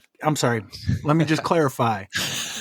If it's like model A or A model, but if it's A2, that's not the same. Okay. Does that make sense? Yes. Yeah. Like a Makes word sense. like model that denotes that it's the A, but not an A2, A3, a G7, anything like that. Okay. I'm going to say no now. Did he just give us an out? Didn't work last week. Here's the thing. None of this is written in stone. If you guys make a good enough argument, I will always be, change whatever I have. What I have is kind of written in pencil. So if you can come up with a really good enough A something, if I don't have anything, then Yeah. I feel like no. But I'm now I like. Let's I go have no, idea. and then we can argue with him. Nice. Yeah. All right. All right, let's go you no. don't know. You are correct. Let's go. He just said that so we wouldn't argue. Yeah. With him. It worked. He just crossed out Model A on his. No, if there's an A model, it's definitely. But if there was an A2 or A3, I would try to get an answer with an A3. Maybe as this, assuming that's this category. If we'll see. Corey and Alex. 2-2. What category? 1 or 3? 2 is being reserved for tiebreakers or next week. You picked this time, Alex. Ooh, let's go with 1. Not what I would have picked, but okay. Give me 1. Question 2, category 1. What is the first word of both America the Beautiful and Canada's national anthem? What is the first word of both America the Beautiful and Canada's national anthem? The O. Yeah. You guys agree? Mhm. Is the O a disc? O is a good disc name if we're talking that all of them are just letters. I don't know if what I said makes sense. No. I mean, O does make sense. It does kind of look like a disc. So you try to say yeah? I think a yes is not bad here. Yeah. A was not a disc, right? Correct. Okay, yeah. I'm fine with going yes. All right, let's go with yes. I'm sorry, no. Dang Okay. it. All right, not doing that again. Jaimen and Randy, what do you got? 1 or 3? I kind of want to see where this goes. Okay, so now if it's basically multiple choice if they're all letters, but Yeah. Multiple choice where you've already eliminated 2 of the possible answers. there's only 24 more. Yeah. Yeah. What could possibly go wrong? He asked you for the Greek alphabet. I mean, if you want to go with that logic, I'm fine with it. No, let's go find out what 3 is. All right. All right. Question 2, category 3 from the French for to tow. What were Hansel and Gretel unsuccessfully leaving with breadcrumbs? From the French for to tow, what were Hansel and Gretel unsuccessfully leaving with breadcrumbs? Oh, yeah. A trail? A trail. Yeah. Is the trail a disc? You gotta be kidding Heck me. yeah, it It is. is, yeah. It's the one I birdied that hole with Twice. twice. MVP Disc Sports, September 5th, 2023. What do you got, Corey and Alex? Instinct goes to go to 3. Is it? I mean, that's what I'm thinking we should go for, but Because you're scared of the disc part of the number 1 question? yeah, mainly. Okay, yeah, stick with 3. Question 3, category 3. The Dust Bowl forced many to head west to California along what highway, which Steinbeck called the Mother Road? The Dust Bowl forced many to head west to California along what highway, which Steinbeck called the Mother Road? I do not know. Probably wasn't Route 66, right? I don't think Route 66 was established at that point. I don't think any numbered routes were established at that point. Alley, trail, yikes. Valley. Can you give it to us one more time, Pat? The Dust Bowl forced many to head west to California along what highway, which Steinbeck called the Mother Road? What highway? Mother Road. I don't know. I got nothing. What's like a trail type word? Path, route. Man. See, what's mothered like, though? The placenta? The cord, the umbilical cord. Oh, yeah, let's go with the cord. Sure. Oh, wait, the corridor. Let's go. Okay, good call. Corridor? It's the corridor. I'm not opposed to that. Corridor. Yeah, let's do it. Randy, Jaimen, what do you got? Oh, damn it. That would have been such a fucking asshole. Yeah, what else? Jaimen, you got anything? Nothing. No. The Dust Bowl forced many to head west to California along what highway, which Steinbeck called the Mother Road? Oh, man. Do you got any highway synonyms? Like throughway? I was going to say route. Just route? Yeah. I don't hate it. Everything else has been just kind of vague, right? Yeah. I mean, based on the question, I don't feel like route is enough. Yeah, no, I don't either, but... Is there like an inner transcontinental railroad? No, that's the railroad. Yeah. Darn it. What's that cool road that people drive their convertibles on in California? California? Well, yeah, I guess it's not going to be that one. It's like coastal. But the question, they go to California from the Midwest. The movie Cars is like coming to mind too. Sorry. Yeah. I'm trying to think of like what a road over the mountains would be. A pass? Yes. Through Would the that make mountains sense? would be a pass. Because that's if you're going from the Midwest to the West Coast, you have to go through the Rockies, right? Mm-hmm. So it's like the Mommy Pass. That's not going to be it. Is Mother Road doing anything for you? It kind of sounds like Mother Load, so I think it's kind of fun sounding. But I say we go route. I agree. Let's just go route. Can you be more specific? Route. Do we just say 66 to make them mad? Yeah, we got it, right? I think so, because I can't think of any other ones. Route 66. Is the Route 66? Oh, yeah. Oh, they didn't come up with numbers back then. The Dust Bowl blew them all away. I was right with Alex on that one, by the way. Dude, I told you. Going back, Randy, the PCL, Pacific Coast, PCH. Oh, that is Pacific what I was Coast thinking of, Highway. yeah. And you were talking about cars. I believe they were on Route 66, weren't they? Yeah. Yep. I thought Thanks, all like Lightning. the interstates and stuff were like coming out of the Great World War Depression and II. building all those things. Oh, don't get me wrong. I thought it was stupid as a guess, too, but not after I found out it was the right answer. That's fair. Is that a disc? Is this weird enough to be it? I think it is. I think so, too. Let's go yes. You go, that Jaimen. I got to go through everybody's name. I'm sorry, no. No. Okay. But that was a steal. You're up 5-3, category 1 or 3. Should we stick with 3? Yeah, I'm all right with that. All right. It's worked so far. All right, question 4, category 3. What word can be spelled by combining the chemical symbols for protractinium and thorium? What word can be spelled by combining the chemical symbols for protractinium and thorium? Would that be path? I'm going to go path, yeah. Yeah. Is the path a disc? I feel like it's gotta be, but I don't think it I is. like it. Oh, I bet it's like one of Nico's sacred discs. That sounds like a Nico disc. Ooh, I don't know. I literally have no idea, but I'm good with yes. Yeah, it's probably got fucking oregano in it. Compound discs, June 30th, 2024. All right, not Nico. Sorry, Nico. All right, 7-3. Corey and Alex, what category? Don't listen to me anymore, Corey. That last one was kind of easy, even though I didn't know what Protectinium. Yeah. Let's stick with 3. Let's just keep going. All right. Question 5, category 3. What is the alphanumeric name of the motorway in the United Kingdom that runs from London to Southwest Wales? What is the alphanumeric name of the motorway in the United Kingdom that runs from London to Southwest Wales? M1. I believe it. You guys agree? Yeah. Yeah. What do you got, Jaimen and Randy? Oh, shit. Damn, I was so confident. Yeah, you were. Damn it. Oh. What is the alphanumeric name of the motorway in the United Kingdom that runs from London to Southwest Wales? Southwest Wales. So Southwest Wales, I feel like, is kind of obviously west of London, so I feel like it would be an even number. Yes. Wow. So I kind of want to go with their M and just go like M2. That's a disc, I think. Yeah. And M1 through 5 is a disc, I think. Okay, yeah, that's fair. Okay, I like it. Going M2? Yep. We're looking for M4. Prodigy you know, March right idea. 2013. When it wasn't the M1, the M4 was what jumped to my head. But I only knew that because I feel like freaking all those years of watching Top Gear UK. fair. I had to look at a map of England the other day doing a crossword. So that's the only reason I even know where England is. Or not England, London. Jaimen and Randy, you're up 7-3. What category? 1 or 3? 3's getting hard. It is getting hard, but I don't know. I have no logic at this point.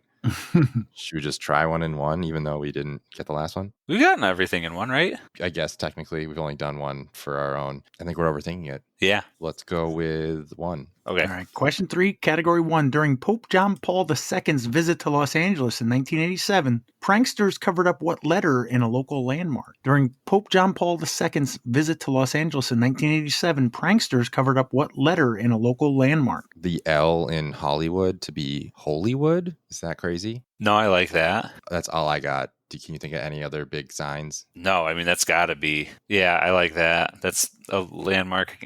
I can't think of what letter you'd take out of Skid Row to make something funny.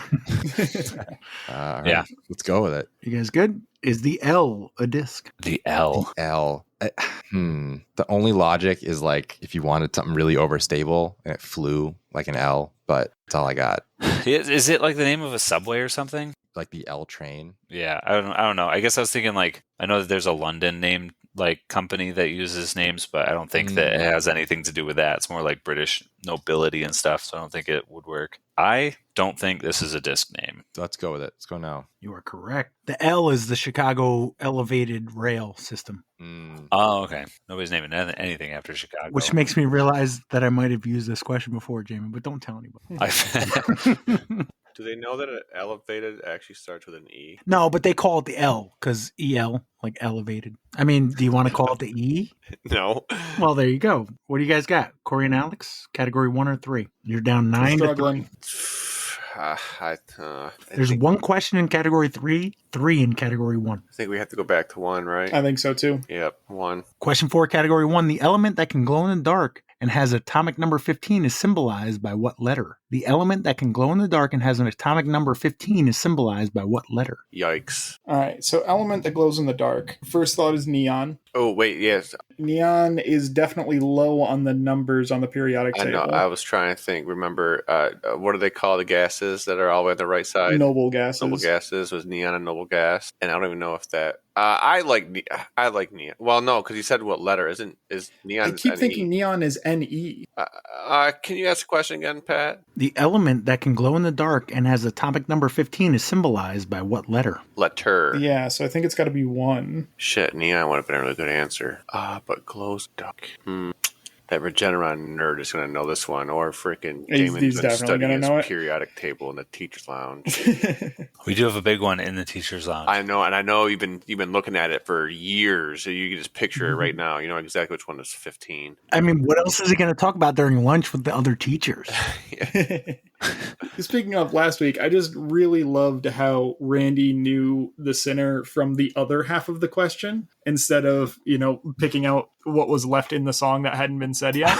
He just happened to know the show that the question was about. Wait, what? Oh, yeah, the whole thing. Yeah. Did you check Crater?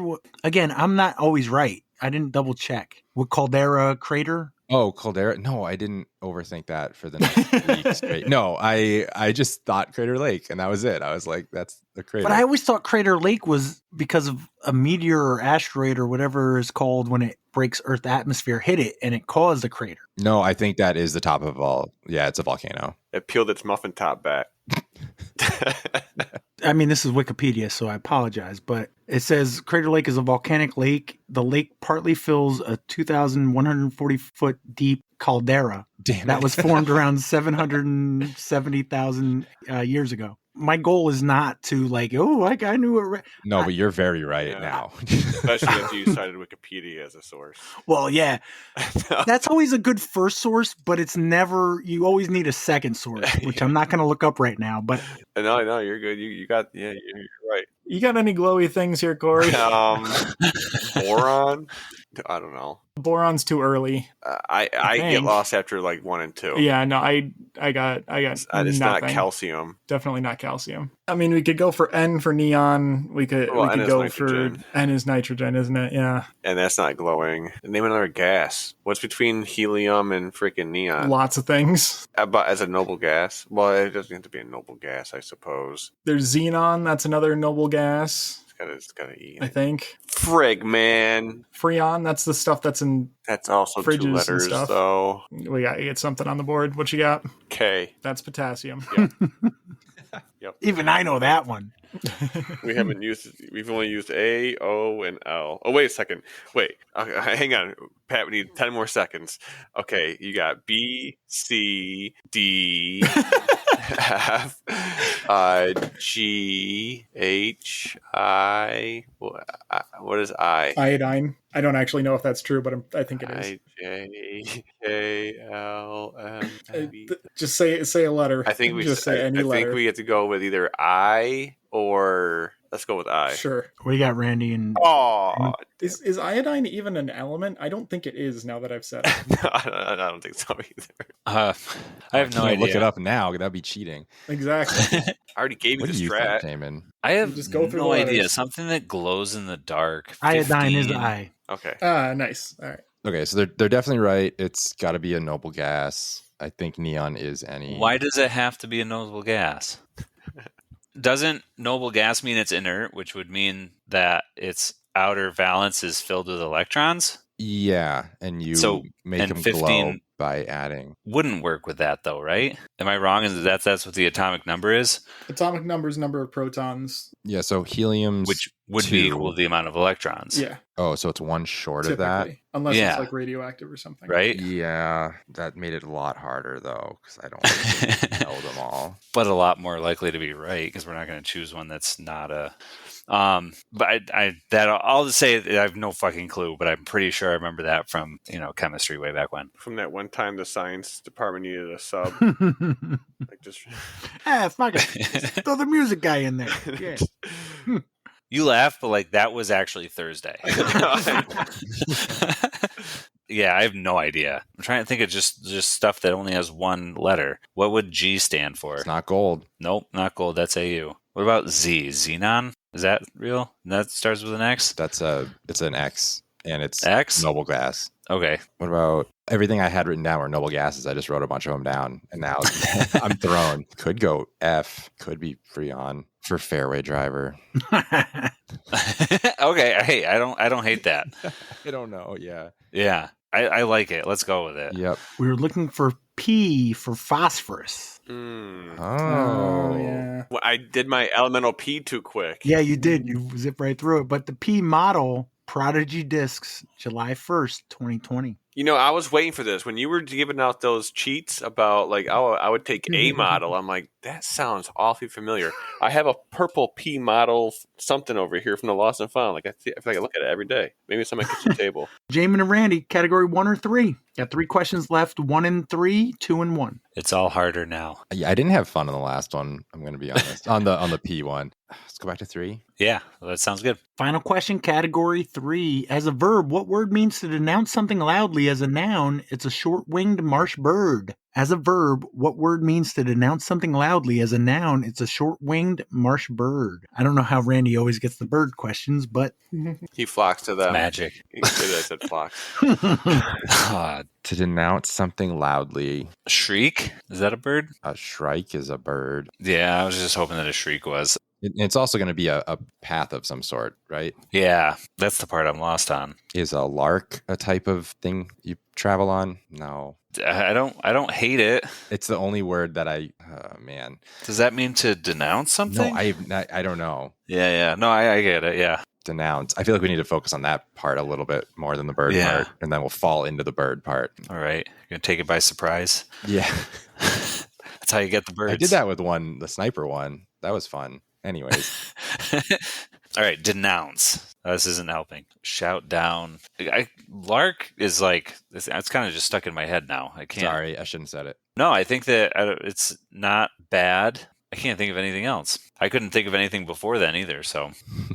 Fen, no, that doesn't make any sense. There's so many marsh birds. It's insane So how many marsh stupid- birds there are. They love marshes. Is it tit? I don't think it is. It's a short-winged bird. I'm just is. throwing them out there, The Randy. whole body is short. They're just a tiny bird. Yeah. I'm No, not going I to got get nothing. anything better. Let's just go with Lark. Yep, let's go with it. What do you got, Alex and Corey? As a verb, what word means to denounce something loudly? As a noun, it's a short-winged marsh bird. Do you have anything? Nothing that's coming to mind. Nope, me neither. I don't even have another word for Loudly. denouncing loudly. Let's look at our category. This is category 3, right? Yeah. All right, so it's like a path or a route. or a trail, and also a bird. Yeah, I'm not gonna unless the bird is a crow or a blue jay. I'm not gonna have no idea what it is. Oh, or a robin, not a marsh bird. I don't even know what a marsh bird is. I'm gonna go with it's a bird that lives in the marsh. Name a single one. I don't know. I suppose I would go with street. Street. Yeah. I don't think it's gonna be street. Me neither. Anything you can think of: road, street, avenue, Parkway, highway, interstate. This is definitely going to be one of those ones where when we hear it, it's going to be like obvious, but I cannot think of anything else. Okay, so then, let's go with street. Sure, fine. I got nothing better. Street? Yep. Yeah. What do you think of Randy? Rail? Oh, that is good. Darn it. Because the bird. It is a bird. I don't know if I know the word rail as like to denounce something. Yeah, like to rail unfortunately. against Rail something. against something. Yeah, okay. That's question 6. Jaimen told me they got to be harder. Yeah, no, that was That's a tough one. I said that. You might have intimated it at some point, and I went hard on it, but You knew Randy wasn't going to get into a marsh and take pictures of a rail. He's too pretty for that. that's fair. That's definitely fair. I spend time in marshes. Do I have 9-3? You guys had a chance. If you got that one, you had a chance to tie. Yeah, I think we're out of it now. Was rail a disc? Sorry. Oh, no, it is not a disc. Thank you. Question 5, category 1 for Corey and Alex. In Roman numerals, if you get a hit every other time up in baseball, you're said to be batting what? In Roman numerals, if you get a hit every other time up in baseball, you're said to be batting what? All right, so you're batting 500. 5 is V, but 500 is something else. Is C 100? C is 100. L's 50. M is 1,000. L is Corey 50. knows L from watching the Super Bowl. Yeah. 500. A, B, C. I was gonna say it definitely has to be a straight line letter, but I forgot about there's literally a C. So I was gonna say that I'm kind of stuck on M. M is definitely 1,000. Oh shit. Oh, The one that's sticking out to me is D. D. Yeah, it's not a strong thought, but it's a thought. Yeah, 500 is a weird number. I can't remember ever seeing something that had 500 in it. So sure, D. Yeah. Is the D a disc? All right. Shit. Figures I get these now that it doesn't matter. Yeah. Is the D a disc? Yeah, it is. Well, there's the D1, D2, D3 for sure, but doesn't count. There's a D like model. like you were saying, if it's a letter plus number, it'd be something different. Is just D a disc? I don't know. Yep, it's probably a Discraft disc. It'll go great with their drive and their putt and their. So it is a disc? Sure. Yep. Why not? Of course it is. The D model US Prodigy Discs, March 5th, 2020. All right. Final question, Jaimen and Randy. In standard tuning, the top and bottom strings of a 6-string guitar are tuned to what note? In standard tuning, the top and bottom strings of a 6-string guitar are tuned to what note? You know this, right? Yeah. Should I guess? Is it E? Yes, it is. Yeah, I did it. Is the E a disc? I don't like it. I don't like it either, but that's why it's going to be a disc. Oh. But it doesn't matter, so let's just say no. Let's and say stay no. hopeful. Mhm. All right. And then, yeah. We No? can argue. You are Yes, it correct. is not a... Okay, phew. All right, so 11-5, Jaimen and Randy are your winners. Nice one. So before we go, Disc Golf Journey map hoodies need to be ordered by this weekend. They're available at the Disc Cap website, and all proceeds go to the Mindkill Disc Golf Championship A tier next year. Yeah, so if you go to discapnewyork.org or I think even discap.net will redirect you. Under the More section, there's a shop link, and if you go there, you'll see the hoodie for sale, or the pre-order for the hoodie right there at the front. Thank you, Corey, Alex, Jaimen, and Randy. Sweet up, Hudson Valley. Thanks, Pat. Thanks, Pat. Thanks, Pat. Thanks, guys.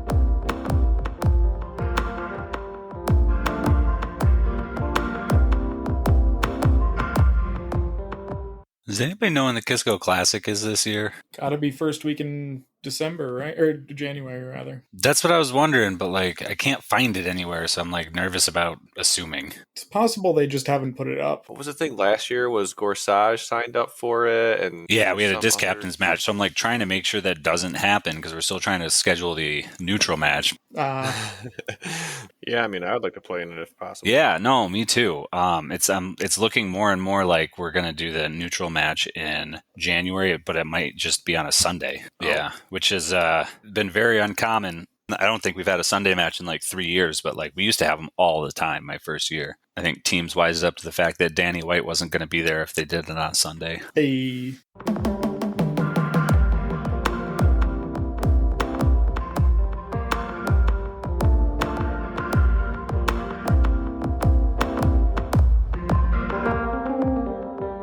Anybody have anything before we go? Happy Thanksgiving. Yes, happy Thanksgiving. Yeah, happy Thanksgiving. Absolutely. Also, happy belated birthday, Pat. I did not know that last week. My family is not into birthdays. I asked my mom. Now, mind you, my mom's 85, but I asked her how old I was. Do you guys know how old I am? 45. I just Vague know you're idea, over but 40. no. That's it. No guesses? No. Nobody's got the balls to guess. The 51. top better than that. I'll go 46. I'll go up by 1. All right. Corey, you say 51? Yeah. Alex? 57. Oh, my God. Oh, you came out swinging. Jaimen, what do you got? 39. The only smart one of the crew. No. Corey, I will say my mom guessed the exact same. She said 51, Because it's right. but I'm 49. See, I couldn't tell if you if you just got to 50 or No, or that's the almost thing. 50. I've never got the 50, and my mom said 51. Wouldn't she remember? But I'm the youngest of 6. Well, she's gone through 300 of them already. That's why. Exactly. Exactly. You get the Jason rule, though. You get to play MA50 for Exactly. almost the entire Starting year. next year, I'm going to be playing some 50. But thank you.